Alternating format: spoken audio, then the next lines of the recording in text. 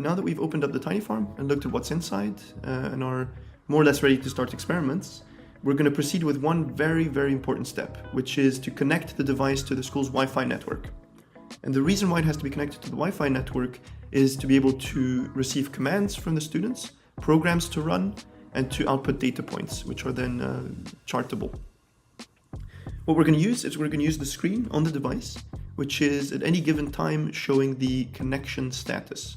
So right now I have a screen which is showing me a local network that the device has made, telling me to connect to this network in order to share the password of the school's network to it. So what I'm going to do is I'm going to scan it. So I'm using an iPhone. This is also doable on an Android device.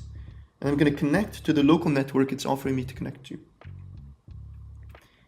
And now I'm going to wait a little bit. Hopefully I'll be redirected to the local network page. If I'm not redirected, then I can go in my settings and do it myself. But as you can see, I've been redirected here. So what I see now is a list of all the possible Wi-Fi networks that I can connect the device to. I'm going to choose one which is mine, which is called The Farms Are Getting Tinier.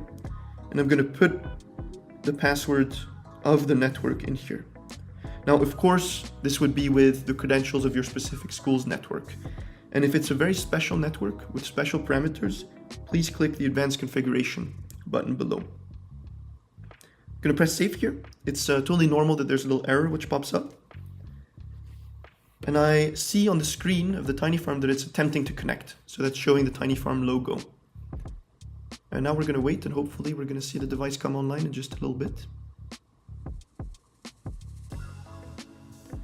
And you can see the screen's changing once more. And I have a link to connect to the app from.